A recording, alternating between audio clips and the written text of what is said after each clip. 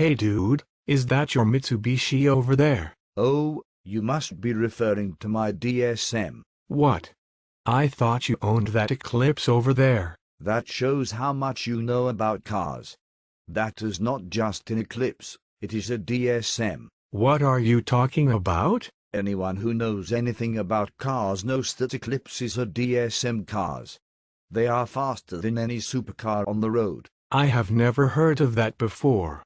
What is DSM? It stands for Diamond Star Motors, and was the company that built the first-gen Eclipse and Eagle Talon, although they have been proven to be completely unreliable and very slow in stock form. They can be made to be the fastest cars ever made.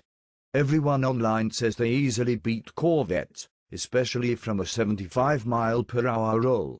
You can see how the paint is coming off my front bumper from accelerating so fast. That sounds like the guyest thing I have ever heard, and they couldn't make up a better name than Diamond Star. I am sorry. I didn't know those cars were so complex. Yes, much better than whatever you have. What kind of car do you drive? It is a Ford Mustang Mach 1. Oh, my car would destroy your little Ford. What mods do you have done to that Barbie car? What will you do when Ken finds out you have it? I do not know. I just bought it from a guy who just put it back together, but it has the stock 4G63 motor that produced 210 brake horsepower factory but now has a rebuilt bottom end, is pushing more than 20 pounds of boost and has a gutted interior. It also has a carbon fiber hood and Evo wheels, and some kind of Darth Vader body kit. I easily beat full Ballot on LS1 Firebirds, and I have destroyed Mustangs that make 320 rear-wheel horsepower. Really? What is the fastest quarter-mile time you have run? Well, my car is a bloody GST without LSD, so with only the one front tire getting power to the ground. Wait, only one wheel gets power. That doesn't matter. Are you kidding? Anyway, I pulled off a 13.8 and barely lost to a Dodge Charger. The turbo was so hot it was glowing red. So your car is fully built with no interior and it is barely breaking into the 13s? My Mach 1 runs low 13s from the factory. Well, it was my only run. The transmission started leaking, then the head gasket blew on the way home. There was so much antifreeze on the windshield I almost crashed. After I dumped a ton of money into fixing the car, it was running good, but I used the same head bolts so the head gasket blew again. I have already pushed my axle shafts to their limit. The transmission started to leak. I can't drive it around town or it overheats as well. There was also that time I rebuilt the motor because I jumped the timing on a hardcore downshift. The RPM came up so fast, it overboosted the engine, jumped the timing, and piston slapped all 16 of my valves. Instead of parking the car, I drove it down the freeway for 10 more miles until it wouldn't run anymore. I have also spent a lot of money taking the car to Boost Works to find boost leaks and tune issues. On my next run I will spray a 100 wet shot of nitrous at 2000 RPM so my bottom end will pull harder and I'll break into the low 13s. It sounds like you don't know how to properly use nitrous and your car can't handle that kind of power. Have you ever heard of a nitrous backfire? Your car isn't reliable anymore. That's what you get for trying to turn an economy front-wheel drive car with a tiny transmission and an engine that only makes 140 horsepower without the turbo into a fast car. I didn't know anything about my car until I got home from buying it. The guy who sold it to me said there is a replacement for displacement, boost. He said I will blow the welds off the intake if I do nitrous, but I don't even care. What is so great about your slow Ford?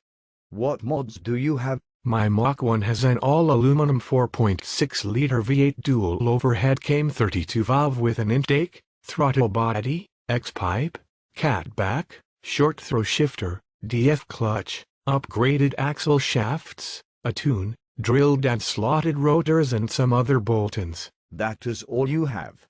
I have a turbo, which means my car would completely destroy your car. There is no way your Mustang is as good as a DSM. My car is so powerful when I'm in my boost and floor it. My vision blurs and the torque rips the steering wheel out of my hands. I backhanded my girlfriend like Chris Brown once because of it. If I weren't such a good driver and didn't go to the gym all the time, I wouldn't have been able to control it and would have gone off the road and fireballed. That's why the old owner sold me the car. He said it scared him because it was so mid-fast. I had to weld an 85mm strut bar on it just to keep the engine compartment from twisting. No, that's because your car is crappy front-wheel drive. My car does not even have a power adder and it still makes more power than your fully built economy car. I can beat you as it sits, and can still do gears, cams, nitrous, or forced induction.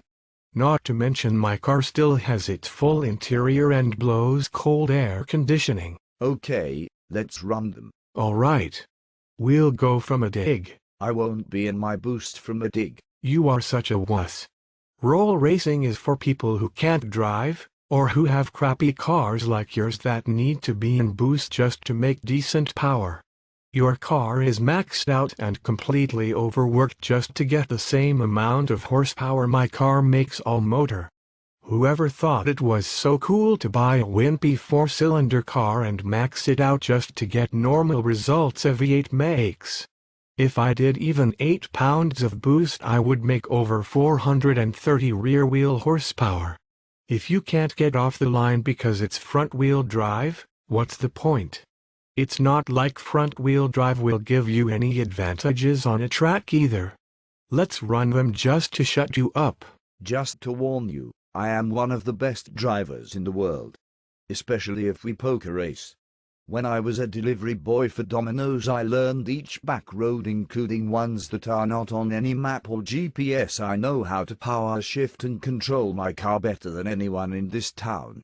I have beat all the Need for Speed games including Underground, seen all the Fast and the Furious movies, and have poker raced other 16-year-olds hundreds of times. Paul Walker and Van Diesel are my heroes. I have run like 20 minivans off the road and I don't even care. I know how to drift by using my emergency brake. I know how to outrun the cops too. You will most likely be behind me the whole time, so watch out for purple smoke coming from my exhaust. If I experience detonation, you may need to be ready to swerve out of the way. Okay, fine, let's run them.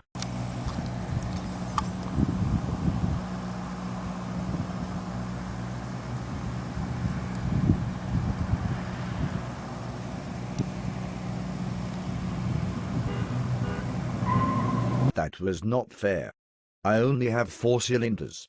You destroyed me by at least 4 cars and deafened me with that awesome exhaust. I will convert my DSM into all-wheel drive, then you will have no chance. I don't think that will help you very much. Your car will be 200 pounds heavier and you will most likely break your small clutch and transmission with the extra load. Your car was not built to handle this kind of power. It was built to make little teenage girls look cute so guys with Mustangs like me would check them out. You should have bought that 97 Cobra I showed you. It was less expensive and had more power. But it wasn't a turbo. All my homies at the rollout laughed at me when I had my Fox 5.0 even though I could beat most of them.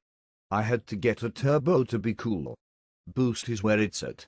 Now let's go from a 95 roll. Are you retarded? I can see the steel belt coming through your tires and you want to go over 100 miles per hour? I don't think that DSM. Oh, right, I don't think that DSM can even hold together. Just because I never use a torque wrench or pay attention to important maintenance details does not mean my car won't hold together at top end. Even if you go from a freeway roll, you will run out of gear and be pushing your overdrive, which will be a lot of load on your engine. You are dumb and will likely kill someone because you have the mentality of an 8-year-old. I hope your car blows up before you kill someone.